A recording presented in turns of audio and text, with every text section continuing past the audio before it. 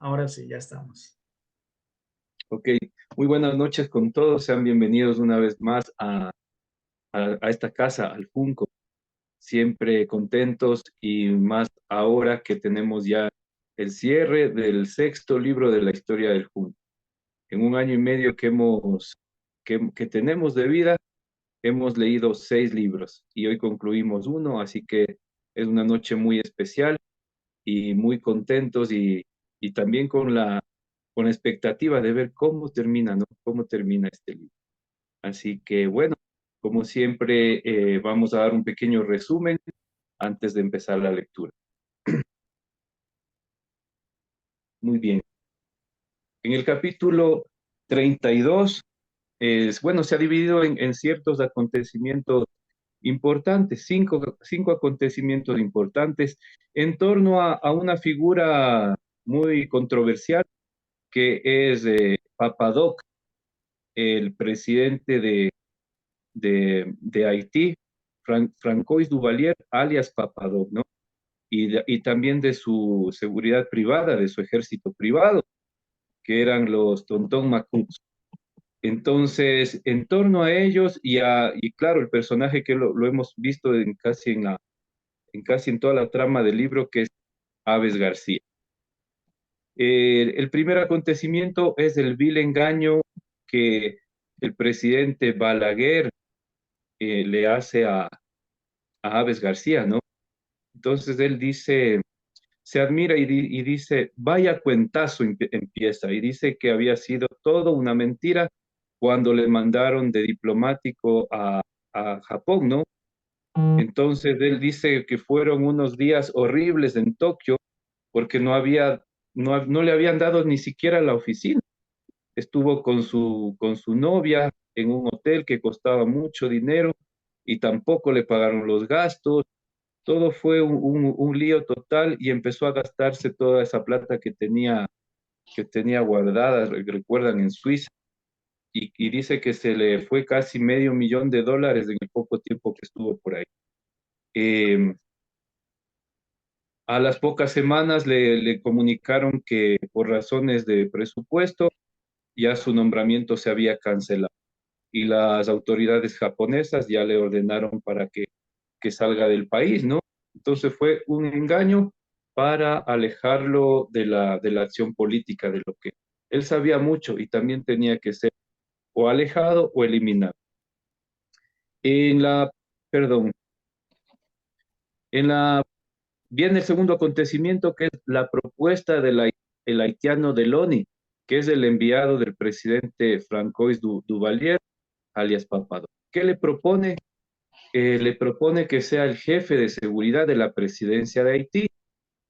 Entonces, se habían conocido anteriormente cuando estaban en la escena política en Guatemala, en República Dominicana, habían conversado una sola vez con Papadoc, pero Papadoc lo había investigado y sabía de las capacidades que tenía Aves García, por lo tanto le llama a trabajar con él. Eh, Él acepta inmediatamente porque dice que no sabía qué, qué hacer más que solo era un asesino, era un delincuente, un conspirador, entonces era lo único que sabía hacer y eso es lo que necesitaba el presidente de Haití. Pero Aves García comete un gran error, conspira en contra de Papado.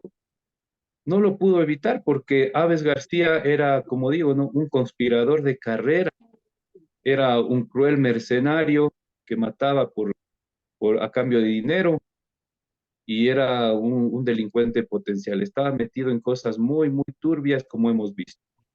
Entonces él comete el error de conspirar. El presidente de Haití era eh, el que dominaba todo prácticamente en ese momento, llegó a oídos de él.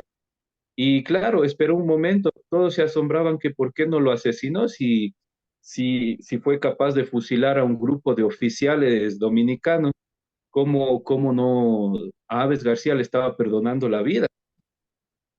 Entonces, creo que demoró porque estaba preparando una masacre. Y esa masacre se da una noche en donde los Tontón Macuts que es como decía, la Guardia Privada de Seguridad, eh, atacan al domicilio de Aves García. Estos dos Don Macut eran una especie de también mercenarios, ¿no? Y todos ellos practicaban la religión vudú, que es en el Caribe, en Centroamérica, en ese tiempo tenía influencia desde Francia, de Estados Unidos, y empezó a darse eso. ¿Cuál era la particularidad de esta religión vudú? Es que ellos dicen que los muertos están presentes, que los muertos no se han ido y están presentes en la vida presente cotidiana, y ellos son los que se comunican con los seres del más allá y reciben mensajes de los seres del más allá para realizar sus acciones. Entonces, tal cual una escena de película de terror, ¿no? La noche de la masacre, ellos ingresan vestidos de negro con cinturones gruesos, uniformados. Ellos ingresan tenían pistolas, estaban muy bien armados, pero deciden utilizar los cuchillos, los machetes para asesinar a sangre fría a Aves García, a su esposa y a sus hijos, ¿no? Entonces, entran y primero empiezan a matar a los animales, a las gallinas, a los perros que había en la casa, y bailaban y lo disfrutaban, ¿no? Entonces, había algo raro en ellos porque lo hacían como un rito, bailaban sobre los cadáveres, matan a las tres sirvientas. eh, Aves García no, o sea, no, él estaba armado igualmente, pero eran tantos que él no podía hacer nada. No, hay una película que se llama La Purga, que es un terror un poco fuerte. No sé si la han visto, pero yo me imaginaba más o menos así cuando leíamos el libro, un asesinato de esa manera, ¿no? Un asesinato tan violento. Em, pero sí, es cosa real y por algo eh, se dio este acontecimiento, ¿no? Entonces, una historia real y a qué grado de violencia se llegó. Por último, después del cruel asesinato a Aves García y a su familia, ellos incendian la casa, borran toda la evidencia del asesinato de esa noche y queman toda la casa.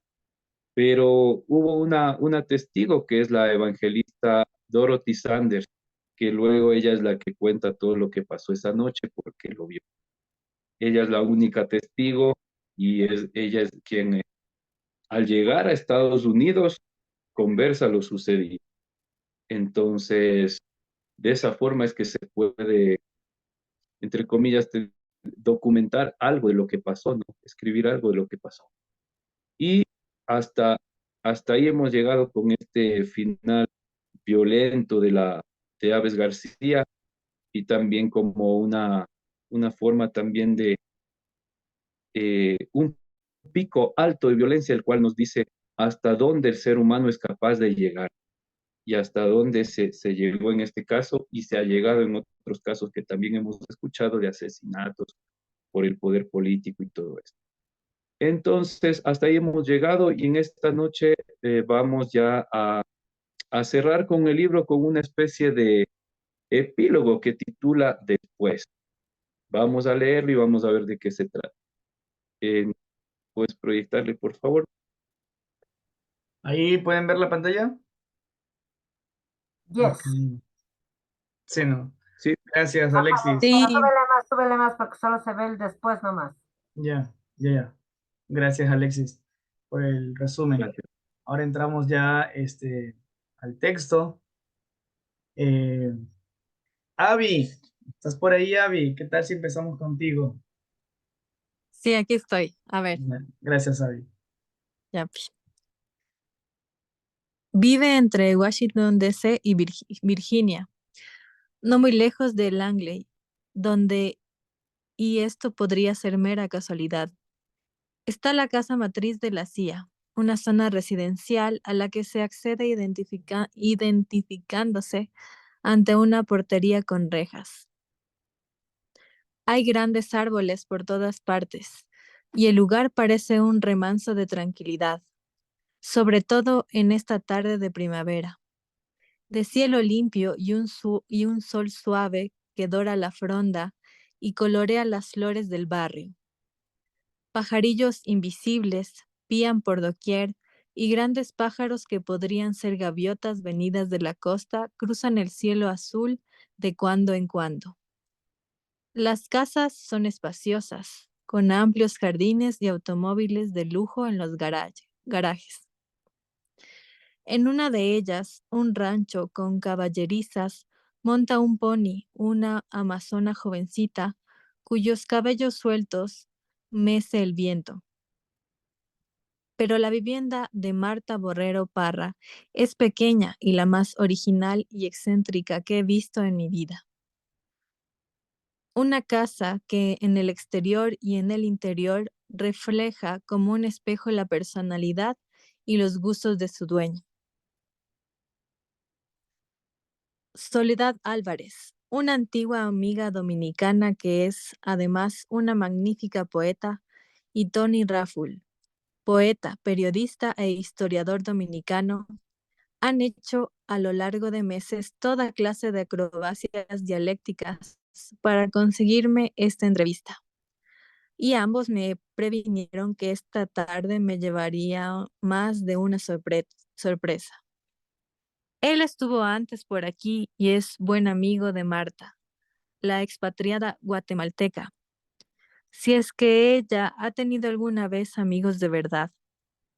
La casa está decorada por fuera, en sus 4 lados, con toda clase de plantas, hierbas, enredaderas, que deben ser también de plástico, como las flores que atestan y convierten en una selva indescifrable el interior de la vivienda. Entre esa vegetación artificial hay animalitos de cartón, madera o peluche que escalan las paredes pintadas de escarlata y el techo de tejas relucientes.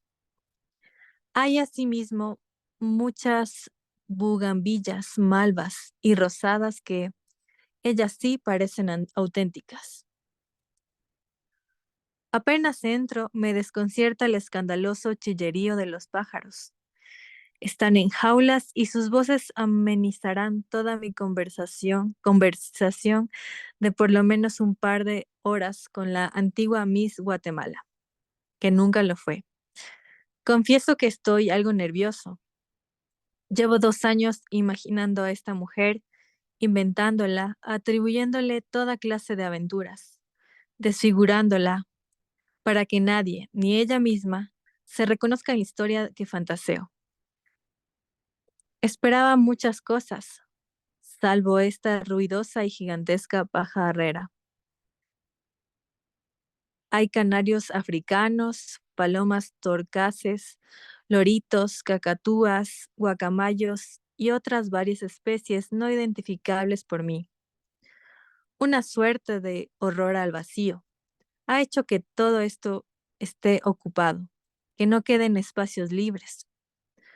Uno no puede moverse por la casa de Marta sin derribar algún objeto de las decenas o centenares de maceteros con plantas grandes y chicas que se amontonan por doquier. Las estatuas, bustos y figuras religiosas, Budas, Cristos, vírgenes y santos, alternan con momias y catafalcos egipcios, fotos, cuadros y homenajes a dictadores latinoamericanos como el generalísimo Trujillo o Carlos Castillo Armas. Este fue el gran amor de su vida. Me confesará dentro de un momento, y a él hay dedicada toda una pared con una fotografía gigante y una lámpara votiva en su homenaje que llamea día y noche, y que debe ser también de plástico, como la vertiginosa cantidad de flores, rosas, gladiolos, claveles, mimosas, orquídeas, tulipanes, geranios, juguetes y recuerdos de viaje por los lugares del mundo donde Marta Borrero Parra puso alguna vez los pies. A juzgar por lo que veo, debe de haber dado la vuelta al mundo varias veces. Nuestra conversación será un poco parecida a la increíble casa, anárquica, original, confusa, sorprendente.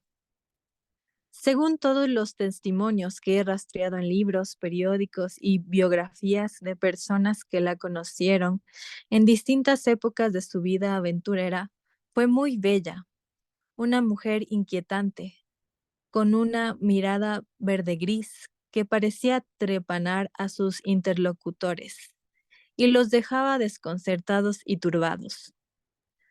Ahora debe tener más de 80 años. No cometo la imprudencia de preguntárselo, y el tiempo debe haber encogido y redondeado un poco.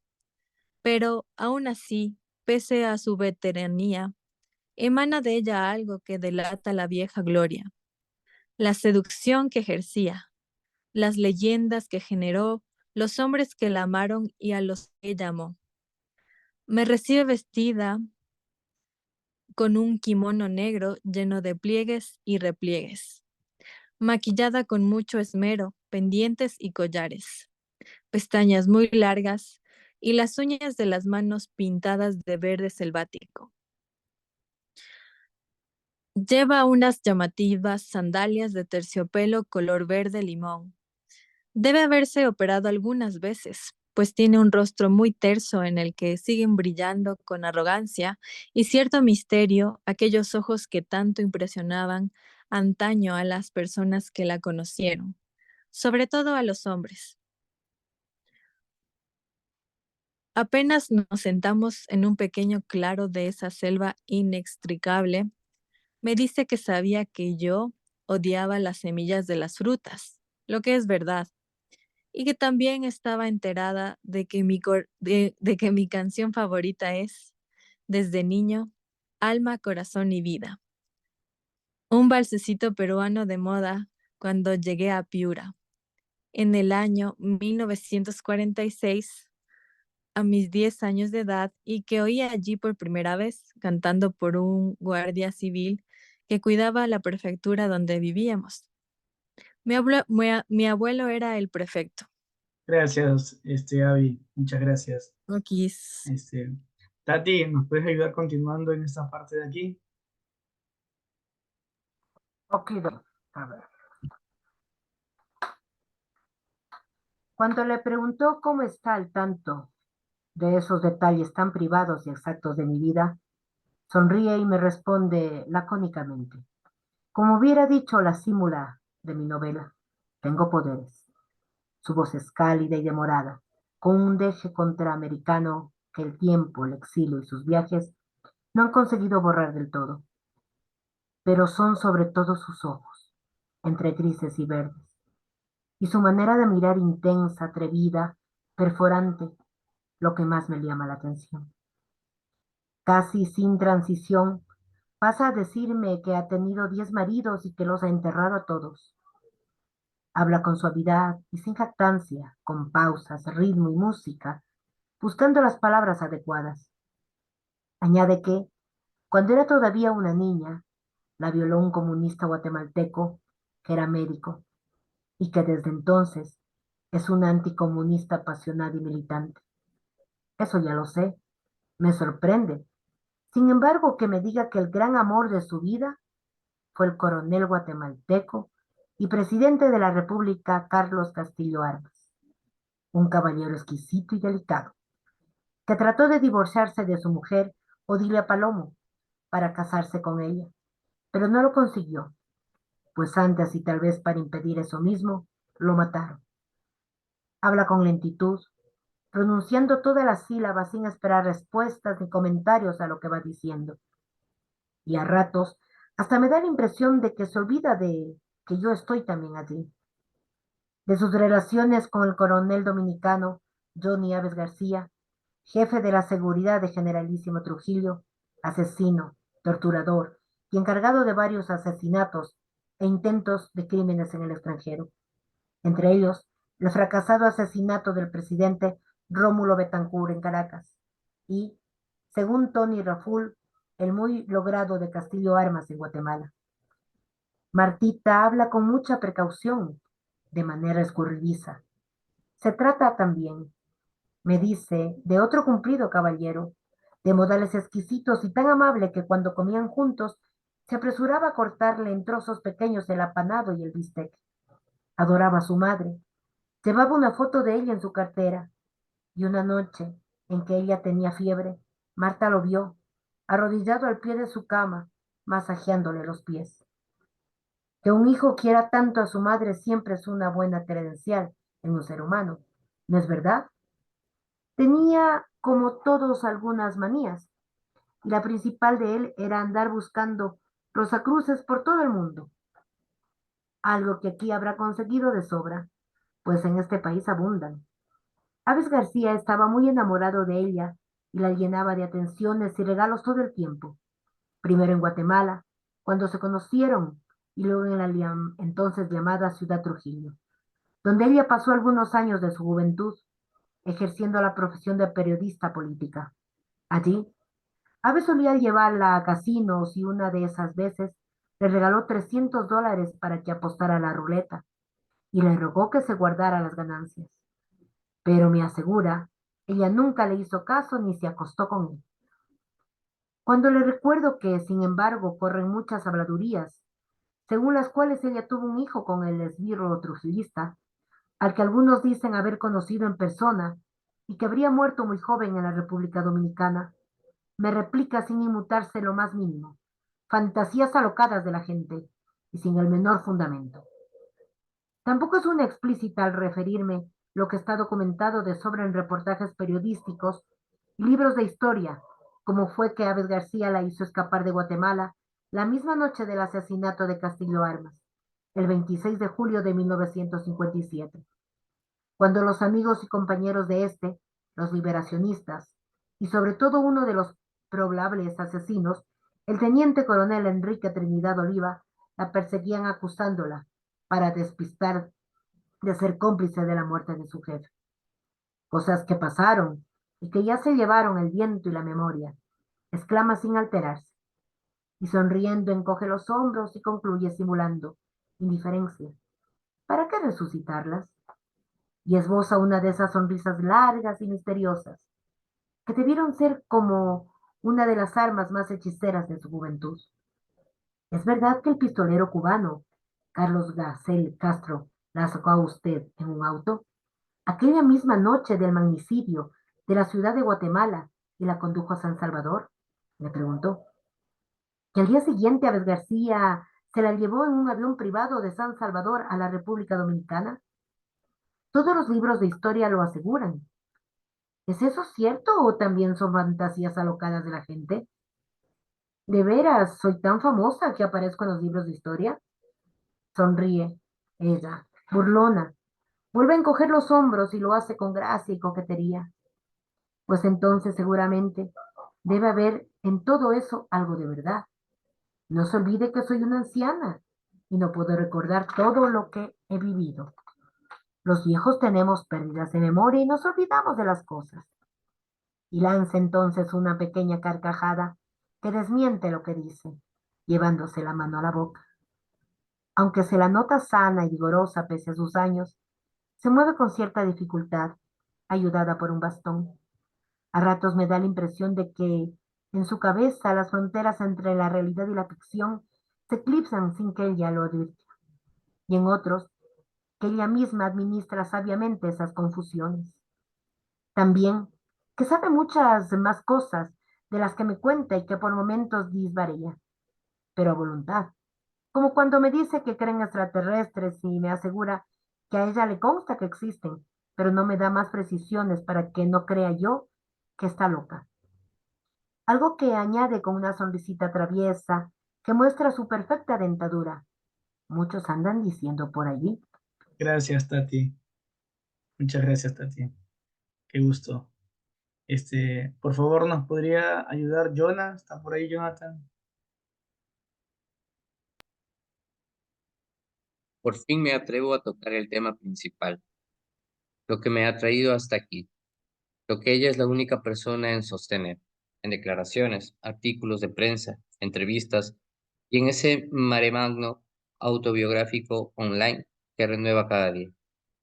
Usted sostiene que es falso que Aves García muriera en Haití, con Siti, segunda mujer, y las dos hijitas de ambos, asesinados por los Tontón Mocautes de Papadoc, que mataron también a sus criadas y sus perros y gallinas y quemaron luego la casa. Esto lo aseguró el presidente Balaguer en su autobiografía, Memorias de un cortesano de la era de Trujillo, y lo confirmó a la policía una misionera evangelista norteamericana, la señora Dorothy Sanders. Ella era vecina de los Aves García en Petion Bay y fue testigo de los hechos. Martita me escucha ahora muy serio. Piensa un momento y por fin dice, de esa manera despaciosa y con esa tranquilidad que nada altera. Esa fue una ficción montada por la CIA para evitarle a Johnny persecuciones y poder traerlo de manera anónima a los Estados Unidos. No he dicho más que la verdad. Ahí ha vivido Johnny con nombre supuesto. Luego de hacerse una cirugía estética que le cambió la cara, pero no la voz. Y aquí sigue viviendo hasta hoy. Si viviera, Aves García tendría ahora más de 80 años. La interrumpo. ¿Y acaso estaría cerca de los 90? Ah, sí. Se sorprende ella. Yo creía que algunos más. ¿De dónde ha sacado usted semejante historia, doña Marta? Le insisto, ¿ha visto usted alguna vez a Aves García en persona aquí en los Estados Unidos? No se inmuta tampoco en esta ocasión. Me examina de arriba a abajo, como preguntándose si vale la pena perder el tiempo tratando de convencerme de que algo que nadie le cree, pero que ella lo sabe, es una verdad como una casa. Suspira, y luego de una larga pausa en la que el cacareo y vocerío de los pájaros parecen aumentar, habla de nuevo. Lo vi una sola vez, hace ya bastantes años, pero hablamos por teléfono con cierta frecuencia. Siempre me llama él, de cabinas telefónicas, por supuesto. Yo no sé su teléfono ni su paradero. New York, California, Texas, quién sabe. Se cuida mucho como es natural. Tuvo muchos enemigos cuando hacía policía. Usted lo sabe de sobra. Pero ahora los peores serían los periodistas, sobre todo esos de la prensa chismosa, que viven de los escándalos. Una noche de invierno, hace de estos muchos años, sintió que tocaban a la puerta de su casa, esta misma casa donde estábamos ahora. Recelosa, fue a abrir y encontró en la calle a un hombre escondido dentro de un gran abrigo y una bufanda que le colgaba hasta los pies. Pero identificó inmediatamente su voz, cuando lo oyó decir, ¿no me reconoces, Martita? Desconcertada y sorprendida como es natural, lo hizo pasar a esta misma sala, en la que entonces había menos pájaros. Tuvieron una conversación de varias horas, hasta el amanecer, tomando tacitas de té, reviviendo las aventuras del tiempo que se fue. Él le confesó que ella era la única persona entre sus viejos conocidos a la que le mostraba que estaba vivo. Hace una larga pausa y recita en inglés un verso del poema de Stephen Spender, que me sorprende mucho oír en su boca. Y partió al alba, solo como parten los héroes. Nunca me lo hubiera imaginado lectora de tan buena poesía. Le pidió antes de marcharse que le guardara el secreto. Ella lo hizo por muchos años. Ahora ya no valía la pena tomar tantas precauciones. Todos los posibles delitos que se le echaban hacia habían prescrito y casi todos sus enemigos estaban ya muertos y enterrados. Por lo demás, ¿acaso alguien se acordaba todavía de Aves García? El único es usted, don Mario, por lo visto. No lo ha vuelto a ver, pero está segura que sigue vivo y que le volverá a llamar en cualquier momento. ¿O acaso aparecerá tocándole una noche la puerta de casa, como la vez anterior? Martita le contará nuestra conversación y que estoy escribiendo una novela llena de mentiras e invenciones sobre la vida de ellos dos. ¿Los casaré al final como en las historias románticas? Se ríe un buen rato de muy buen humor, celebrando su broma y clavándome su mirada verde gris. Marta Borrero Parra vive con un ama de llaves que es peruana, de Huancayo, una mujer desenvuelta y discreta que luego de servirnos las gaseosas ha desaparecido. Solo vuelve a entrar para hacerle tomar unas medicinas con sorbitos de agua y cuando la dueña de casa le llama para pedirle algo. En realidad, no parece una empleada, sino su secretaria y compañera de viajes, una buena amiga. Gracias, Jonah. Muchas gracias. Qué gusto. ¿Podría ayudarnos, por favor? Jimmy, ¿está por ahí?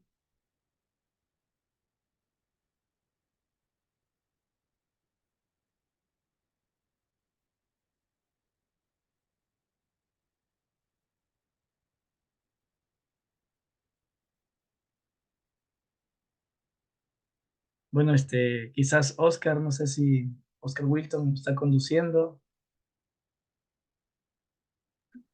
Sí, efectivamente, sí, no, estoy conduciendo y no voy escuchando, no puedo. Si me invitas a leer, ahorita sí no podría No, leer. no te preocupes, tranquilo, no pasa nada. Nada, Ok, pues dale. Ricky,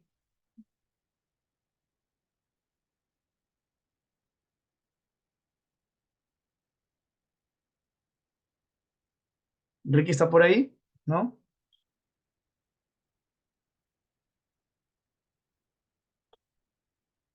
No, le voy a pedir a Eli. Claro que sí. Buenas Gracias, noches. Eli. Marta se olvida de pronto de la política y con aire nostálgico me dice que ella vive muy tranquila ahora, rodeada de estos recuerdos. Su mano revolotea mostrando las flores y objetos de derredor, que dan cuenta de sus andanzas por el ancho mundo. Contengo la pregunta que me viene a los labios. ¿Trabajando todavía para la CIA? Aunque aún se da sus escapaditas de cuando en cuando. Ahora viaja muy poco, por razones obvias, pero gracias a la televisión y a los programas de viaje sigue recorriendo el mundo todas las noches, por lo menos una hora antes de meterse a la cama. Algunos de esos documentales son magníficos. Anoche vio uno dedicado al reino de Bután, puras montañas y su rey gordo e inexpresivo, un tótem viviente. Recuerda con frecuencia Guatemala, su tierra natal, sus bosques, sus volcanes, los trajes multicolores de los indígenas, los mercadillos de las aldeas los días sábados, aunque hace más de medio siglo que no ha vuelto a pisar, pero se lamenta de no haber visto nunca un quetzal vivo, volando esa avecilla que es el emblema de su país, solo en dibujos y fotografías. La última vez que estuvo allá, durante una campaña electoral, le dio tristeza el estado de la pobre Guatemala. Los comunistas la tenían a sangre y fuego, con guerrillas en las montañas y terroristas en las ciudades que ponían bomba, mataban y secuestraban a la gente decente. Menos mal que el ejército seguía allí firme enfrentándolos. ¿Qué sería de la pobre América Latina si no hubiera sido por los ejércitos? Por eso ella les rinde homenajes en su blog todos los días. El continente entero hubiera seguido el ejemplo de Cuba si no hubiera sido por esos valientes soldaditos tan mal pagados y tan calumniados por los rojos. Se me salen las lágrimas cuando pienso en ellos, susurra, y se pasa el pañuelo por la cara en un gesto teatral. Está sentada junto a, a una gran foto en la que aparece abrazada con los Bush de 3 generaciones, los dos que fueron presidentes de Estados Unidos y Jeb, el ex gobernador de Florida. Me dice que ella ha sido una activa militante del Partido Republicano. Está afiliada a él, igual que al Partido Ortodoxo de los exiliados cubanos, y todavía trabaja para los republicanos de entre los votantes latinos en todas las campañas electorales de los Estados Unidos, su segunda patria, a la que quiere tanto como a Guatemala. Ahora está muy contenta, no solo porque Donald Trump se halla en la Casa Blanca haciendo lo que es debido, sino también porque unos bonos de China que no me quedó muy claro, compró o heredó, han sido finalmente reconocidos por el gobierno de Beijing. De modo que si todo sale bien, pronto será millonaria. Ya no le servirá de mucho por los daños y achaques que tiene encima, pero dejará ese dinero en un fondo a las organizaciones anticomunistas de todo el mundo. No hay duda de que muchas de las cosas que me ha dicho sobre ella Tommy Raffle, que la conoce a fondo y ha investigado sobre su pasado, deben ser verdad. No hay duda tampoco de que desde muy joven fue una mujer de armas tomar, audaz, valiente, arriesgada, capaz de enfrentarse a cualquier imprevisto, y también una señora endurecida por la vida e intrépida que ha sobrevivido a cosas terribles. El propio Tony cuenta en las primeras páginas de la Rapsodia del Crimen, Trujillo versus Castillo Armas, Santo Domingo, Grijalbo 2017, como en Ciudad Trujillo, donde se asiló gracias a Johnny Aves, el presidente fantoche de entonces en la República Dominicana, Héctor Benito Trujillo, apodado Negro y hermano del generalísimo, la hizo llevar a su despacho y trató de sobornarla para que se acostara con él. Le firmó un cheque diciéndole: pon tú la cantidad que quieras, sin imaginarse que indignada la guatemalteca saltaría sobre él gritando: yo no soy una prostituta, rasguñándola y casi arrancándole una oreja de un mordisco, hasta que vinieron los guardias de su escolta a separarlo de semejante fierecilla. Le preguntó si esa historia es cierta, asiente, regocijada, como una colegiala, y murmura muerta de risa: todavía me ha quedado en la boca un gustito de aquella oreja que mordí como un perro bulldog. Un milagro que no se le arrancara. Un milagro que no se la arrancara. Pero me escabullí el bulto cuando le preguntó cómo fue que la CIA se arregló para sacarle de Ciudad Trujillo antes de que el Negro o el propio don Rafael Leonidas, su ilustre hermano, la mataran. Ya ni me acuerdo cómo fue, hace tanto tiempo de eso, de todo eso. Era entonces, me dice, cambiando de tema, una mujer muy atractiva, y si no me cree, eche una mirada a estas paredes. Me señala unas fotos muy grandes donde se la ve en efecto joven y bella, con turbantes de colores tropicales o luciendo una cabellera serpentina que le barría los hombros desnudos. No sé cómo la conversación evoluciona de pronto hacia Jacobo Arben, un personaje que odié de joven con toda mi alma, me confiesa, pero quien, ahora que está muerto y enterrado, añade suspirando, más bien le merece compasión. Esos años de exilio debieron ser terribles para él y su familia, suspira de nuevo. Por todas partes donde iba, la izquierda y los comunistas le echaban en cara que hubiera sido un cobarde, que en vez de pelear renunciara y se fuera al extranjero. Fidel Castro se dio el gusto incluso de insultarlo en persona, en un discurso por no haber resistido a Castillo Armas, yéndose a la montaña a formar guerrillas, es decir, por no haberse hecho matar. O Gracias, sea, Eli. listo. Muchas gracias, Eli. Gracias. De Lindo. nada. Sí. Nere, ¿sabes? ¿Nos puede ayudar con esta parte de aquí? Ok, Gracias, Nere. o sea que ahora comprende usted que Arben nunca fue comunista.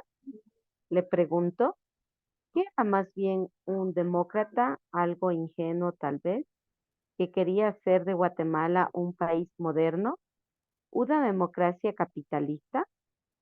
Aunque ya en el exilio se escribiera en el Partido Guatemalteco del Trabajo, nunca fue un comunista de verdad. Era un ingenuo, sí, pero al que los rojos manipulaban a su gusto. Me corrige. A mí me dan pena él y su familia solo por los años del exilio, yendo de un lado al otro sin poder echar raíces en ninguna parte. México, Checoslovaquia, Rusia, China, Uruguay.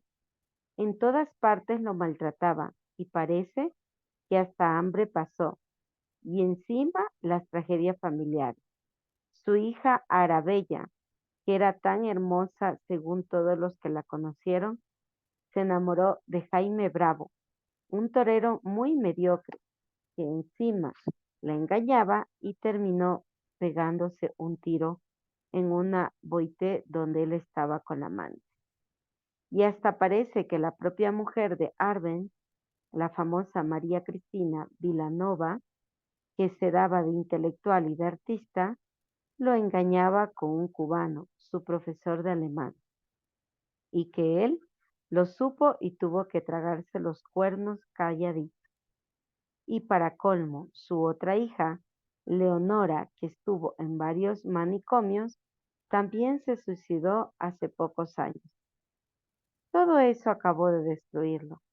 Se entregó a la bebida y en una de esas borracheras terminó ahogándose en su propia bañera, allá en México o tal vez suicidándose. En fin, espero que antes de morir se arrepintiera de sus crímenes y Dios pudiera acogerlo en su seno. Pone una cara de gran artista, se persigna y de nuevo suspira hondo varias veces. Le preguntó si con los años también ha terminado por reconocerle a Juan José Arévalo algunos méritos. Ninguno, me afirma de manera categórica y ahora furiosa. Él, como presidente, preparó el terreno para las desgracias que trajo a Guatemala el gobierno de Arbenz. Y además, a diferencia de este, que era bastante austero en su vida privada, quería arrasar con todas las mujeres. ¿No se acuerda acaso que mató a 2 pobres bailarines rusas a las que Arévalo con un amigote se estaban llevando de juerga? Andarían medio borrachos, sin duda, cuando tuvieron ese accidente en la carretera en que murieron las 2 muchachas. Y por supuesto, nadie les tomó en cuenta de nada, ni a Arévalo ni al otro, sinvergüenza que estaba en el auto con él. Hace una larga pausa para tomar unas medicinas. Cuando su ama de llaves sale de la habitación, le preguntó: ¿Me puede usted decir algo de sus relaciones con la CIA, doña Marta? Muchos de los amigos de Castillo Armas creían que usted trabajaba para esta organización cuando los Estados Unidos dejaron de apoyar al coronel porque les pareció incapaz de liderar de veras la contrarrevolución y decidieron reemplazarlo con alguien más enérgico y carismático, como el general Miguel Irigoras Fuentes. Ese es un tema delicado, mejor no lo toquemos, me dice sin enojarse, pero con firmeza, poniéndose seria, me clava los ojos como si quisiera crucificarme contra la silla. Pese a ello y temiendo lo peor, insistió: el hecho de que usted obtuviera tan pronto el acceso a los Estados Unidos cuando tuvo que salir de la República Dominicana y le concedieran la residencia y luego la nacionalidad casi de inmediato, son argumentos que utilizan quienes creen que usted prestó muy valiosos servicios a la CIA, donde Marta. Si sigue usted por ese mismo camino, tendré que pedirle que nos despidamos ahora mismo, murmura. No ha levantado la voz, pero ha pronunciado cada palabra con una seriedad mortal, haciendo un gran esfuerzo y ayudándose con el bastón. Se pone de pie. Le pido disculpas, le prometo que no mencionaré más el asunto que le molesta tanto, y termina por volver a sentarse. Pero es evidente, he tocado un tema muy sensible que le incomoda y la irrita. Y a partir de ese instante, sus maneras cambian. Pierde espontaneidad, se embara, su mirada se vuelve hostil y algo enfría el ambiente. ¿Me considera ya un enemigo? ¿Acaso un comunista emboscado?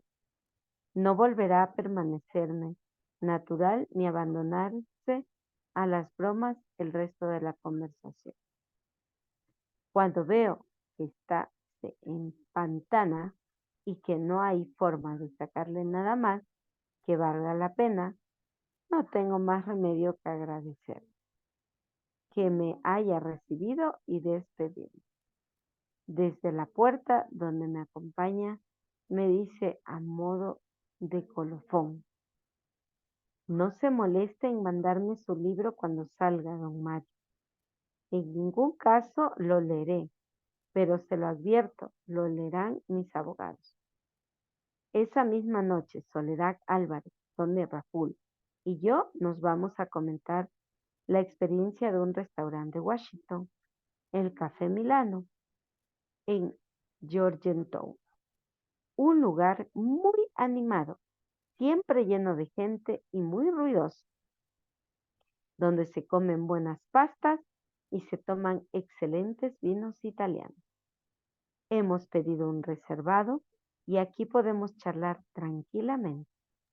Soledad y yo coincidimos en que Tony ha hecho bien en no enviar a Marta un ejemplar de su último libro, pues es seguro que aquella lectura no la hubiera hecho feliz.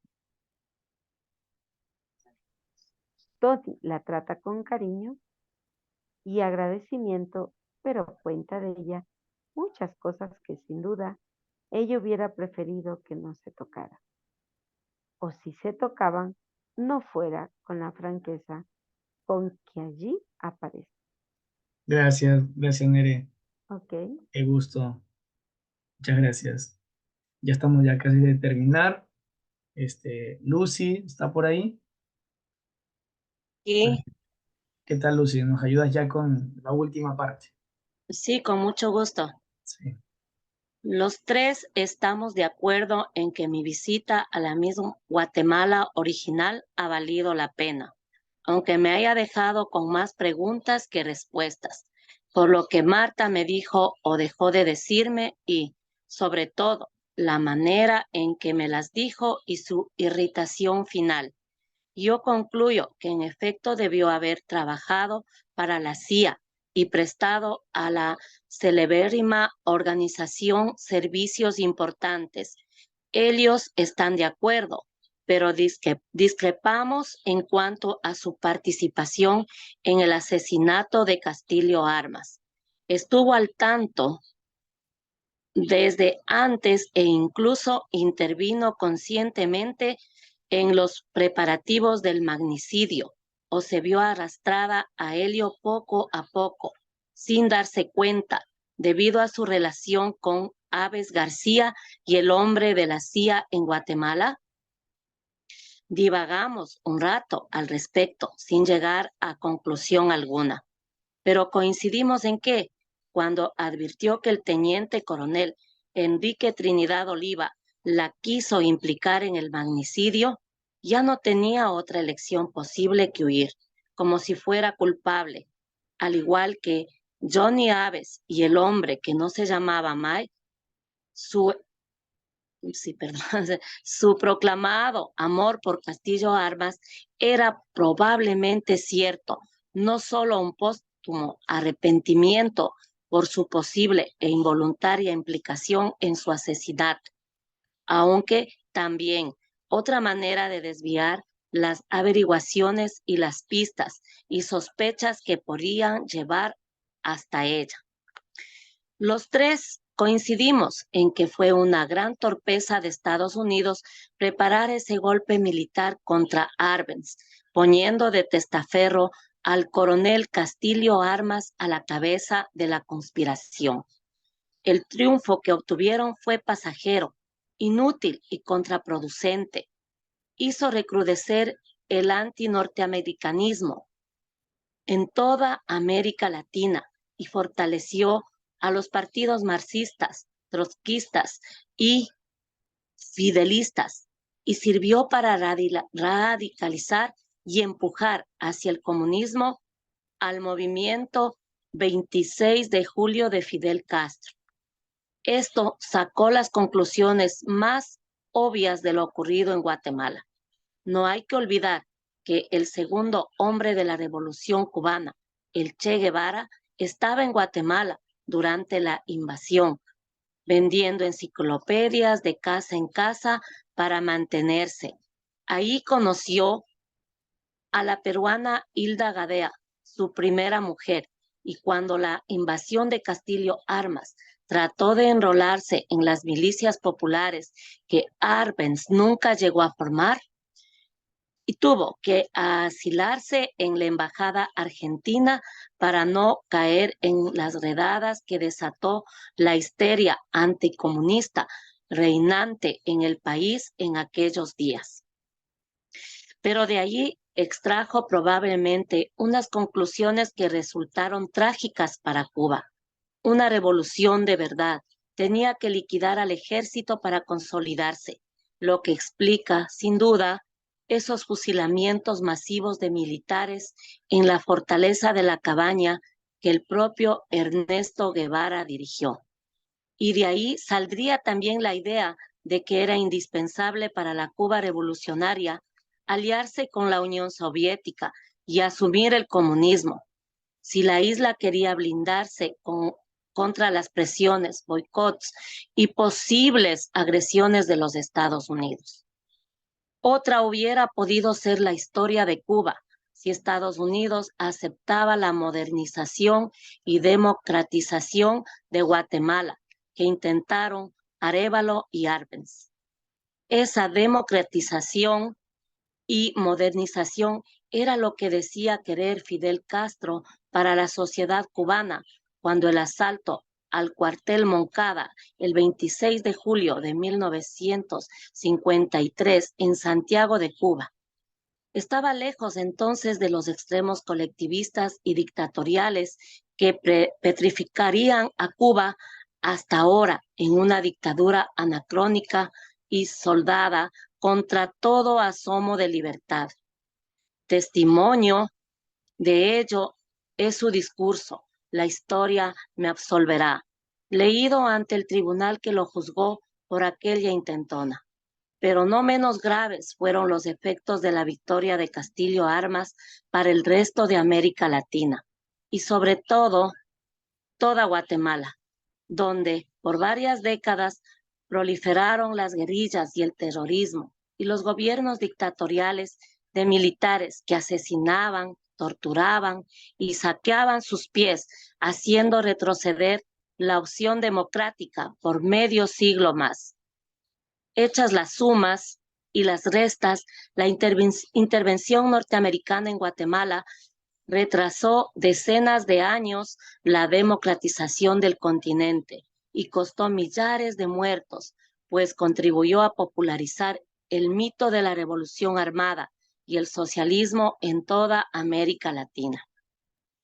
Jóvenes de por lo menos 3 generaciones mataron y se hicieron matar por otro sueño imposible, más radical y trágico todavía que el de Jacobo Arbenz. Muy bien. Muchas gracias. Ya, muy bien. Bueno, muchísimas gracias. Hemos terminado el libro. Realmente,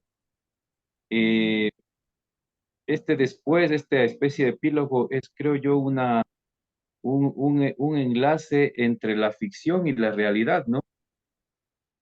La ficción que hemos venido viendo, parte es realidad, parte ficción, pero en esta última entrevista de Mario Vargas Llosa con la mismísima Miss Guatemala, Martita Borrero Parra, aclara muchas cosas que teníamos tal vez inconclusas en la trama del libro.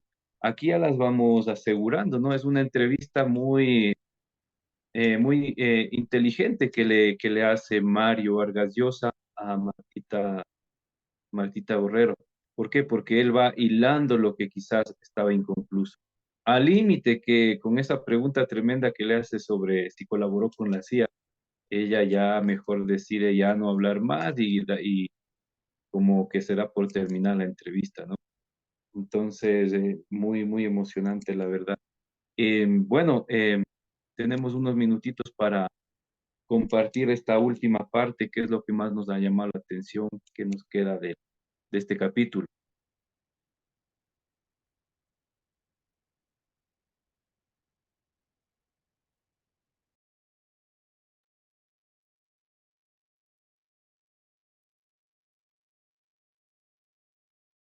Hello, hello. A ver, Adelante, Tati. siempre me lanzo primerita al ruedo. Muy bien. Aquí les quito el miedo a los ortos, ya. Bien, bien. Me gustó mucho el cierre. Es- eh, que fue como un cambio brusco por la escena con la que cerramos el día martes, que fue la escena de matanza, una barbarie. Y al mismo tiempo sutil por cómo empieza la nueva escena y que uno ya se imagina a Martita ya viejita, ¿no? ¿Ya? Eh, y ese la noto muy realista en el sentido de que la sabiduría de un viejo sabe lo que debe hablar y también lo que debe callar. Como ella mismo dice en algunas líneas, ya está muerto, mejor hay que compadecerle su alma antes que seguirle achacando más cosas. Descubrir que realmente lo que nunca, creo que todos nunca creímos que realmente le amaba a Castillo Armas porque ser el viejo y todo, y no, realmente ella sí le amó al Castillo Armas.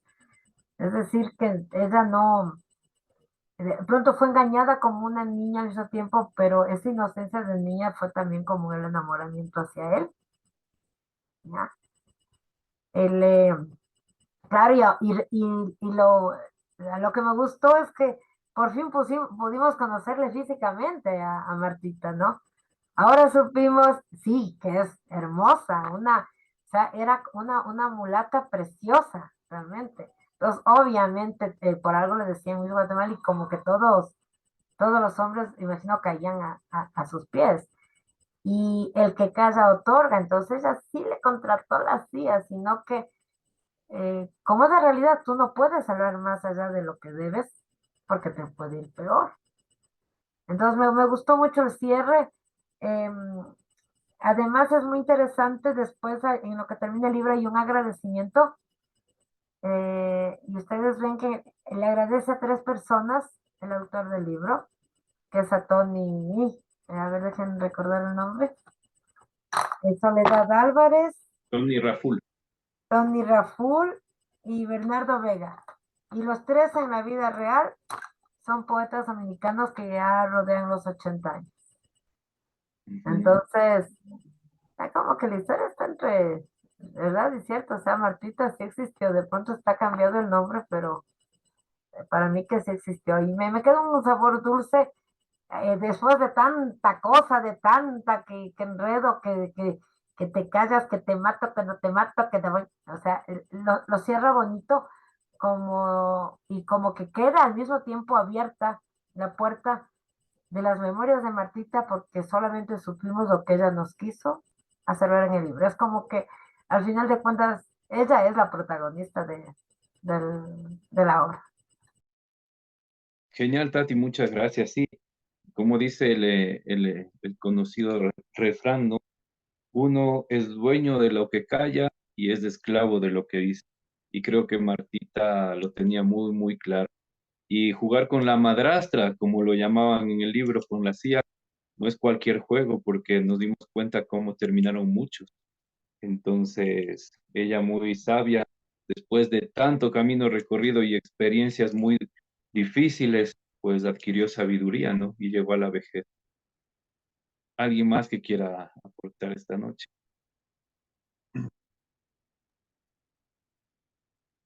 Bueno, yo también quisiera dar mis impresiones, ¿no? Realmente me ha llamado muchísimo la atención cómo termina el libro, ¿no? Con una entrevista y de un personaje de la obra. Y yo también me estaba preguntando ya cuando el martes terminamos ya de leer el libro, es como que quedó inconclusa la historia de Martita, ¿no? Pero ahora se concluye y al mismo tiempo quedan muchas incógnitas dentro de la novela. A mí me llama la atención, por ejemplo, esto que ella dice que Aves García no murió en esa ocasión, que todo fue como un espectáculo, se puede decir, ¿no? Para salvarle y llevarle a los Estados Unidos.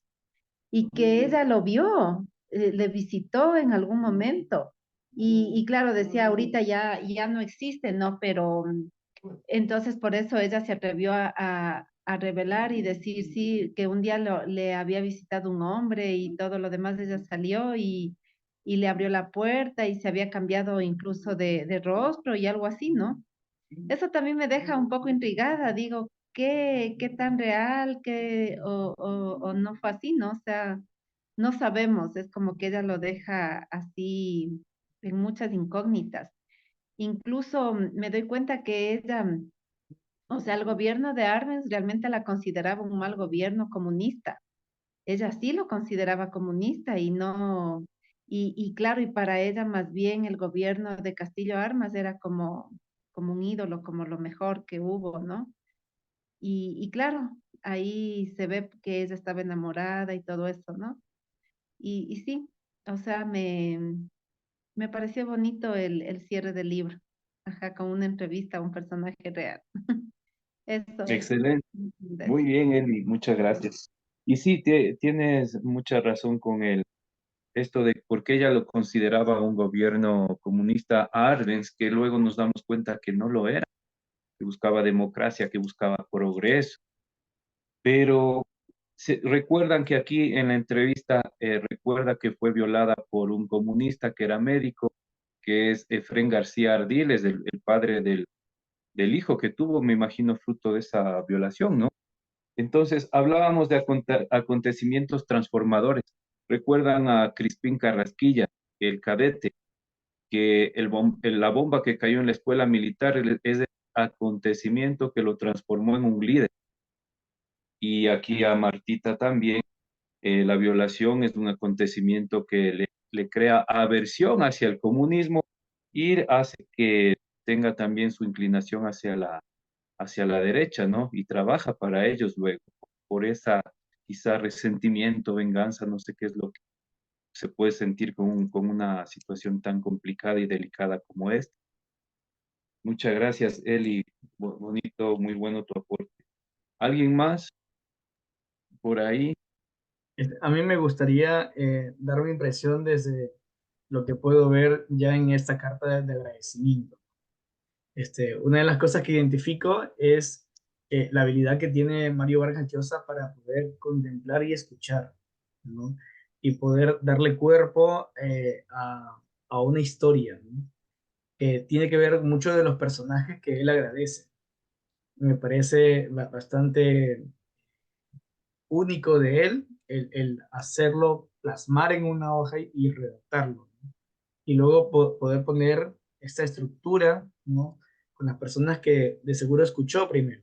Escuchó, miró, contempló, el dejarse empapar, conectar, sí me parece bastante único.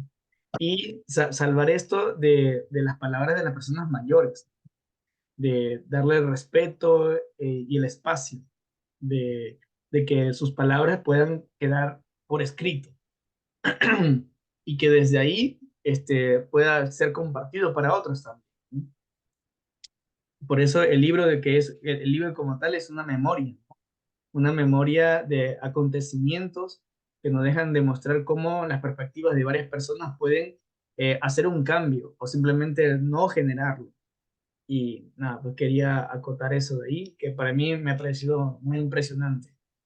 Así que me siento contento el saberme parte, aunque sea al final, el término de este libro.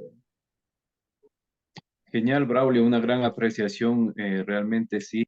Un gran escritor que mantiene un ritmo, ¿no? Mantiene ritmo en lo que nos va contando la historia. Expectativa, deja algo inconcluso, más adelante lo vuelve a atar, otra vez nos emociona, otra vez nos pone en intriga, nos ha tenido entretenidos toda la trama del libro.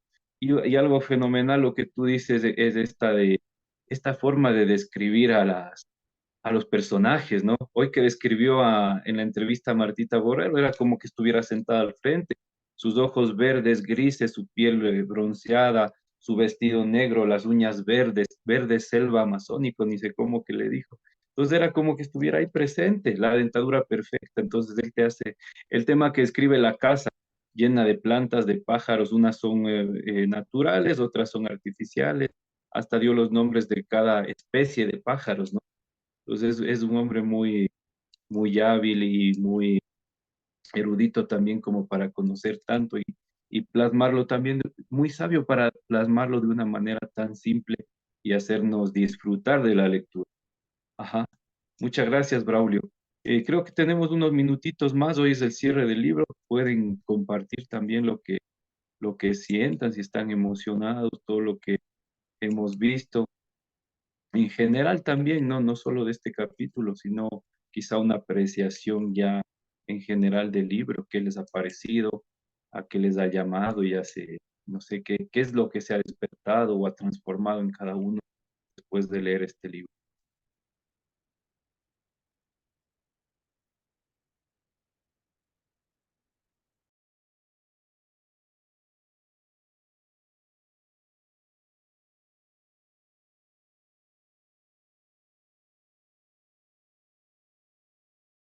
La próxima votación nulo.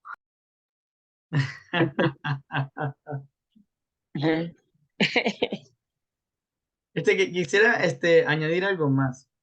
Lo que también me parece impresionante es que Mario Vargas Llosa, por las múltiples versiones o miradas que puede ver en una situación o escucharlas por diferentes tiempos y momentos, él no se queda en una, sino que le da apertura a cada una de ellas. Le da su valor y su permiso de que sean presentadas, ¿no? Porque el escritor bien puede, de manera subjetiva, quedarse en una historia y desarrollarla o defenderla, justificarla. Pero en su caso, él le da respeto a cada una de ellas, ¿no? Y la desarrolla. Desarrolla sin ponerse en pie de una, sino que las hace mostrar como tal. Y desde ahí, él empieza como que, lo que decía, ¿no? Dejarte la pregunta, dejarte un poco a la duda y también darte un poco a la imaginación de cómo va a ser narrada. Eso me parece genial, porque es como que muy abierto a lo que recibe y desde ahí desarrollar, describirlo. Muy interesante, gracias, Braulio.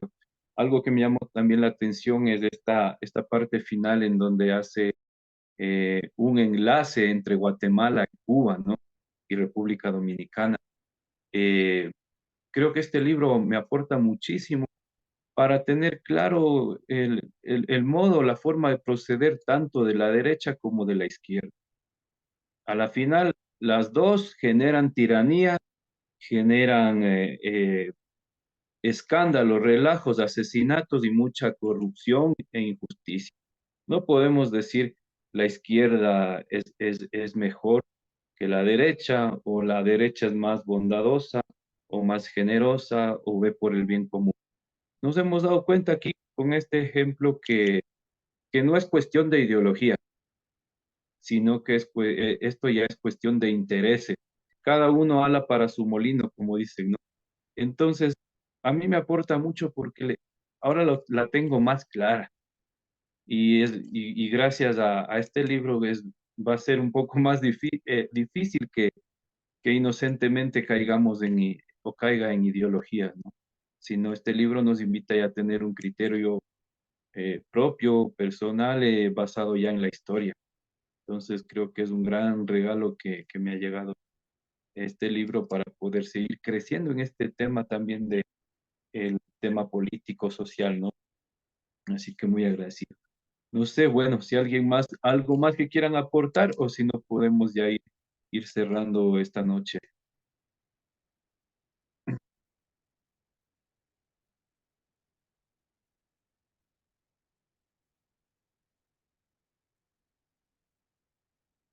Muy bien. Bueno, entonces miren, agradecerles a todos por la presencia de esta noche y también por la presencia que hemos tenido en el transcurso del libro. Nos hemos demorado más de 3 meses, pero creo que ha valido la pena. Luego, brevemente, de aquí se viene ya unas actividades muy importantes que será la charla final. Algún especialista, ya tenemos ya contactado a un especialista en el libro que nos va a dar una charla, a modo conversatorio, depende de lo que él vea más conveniente. Eh, una esa, otra también es el tema del producto final. Ya podemos ir, después de haberlo leído, las preguntas generadoras, ¿no? hemos, hemos recorrido la parte literal del método, lo hemos leído en comunidad, lo existencial en las conversaciones y reflexiones que hemos tenido aquí y que también van rodando en nuestra cabeza durante los días que pasan. Está la parte existencial, cómo me ha tocado en mi vida. Y por último ya viene ya sentando ideas en estas semanas que vienen, vendrá ya el tema de qué producto final voy a crear después de haber leído este libro, qué es lo que me ha tocado el alma, el corazón, qué es lo que me llamó la atención. Y en base a eso voy a crear algo, ¿no? Puede ser artístico, no sabemos lo que ustedes lo sientan y se les ocurra, siempre es valorado y bienvenido porque realmente han salido trabajos maravillosos. Así que pronto estaremos ya en contacto y estaremos pasando información al grupo para continuar con estas actividades que les comento. Así que ya pues damos por terminado el libro. Muchísimas gracias y estamos en contacto. Gracias a todos. Gracias, Alexis, gracias por el resumen, por compartir también y qué gusto el sabernos que estamos ya, como bien decía Alexis, ¿qué número de libro es? El sexto, ¿no? Ujú. El sexto libro. Sí. Así Muchas que, gracias, chicos. Gracias a todos. muchas gracias. Buenas Gracias, noches. chicos. Gracias también por compartir con ustedes. Gracias. Un gusto, Chao, chao, chao. Buenas noches. Gracias. Nos vemos el martes.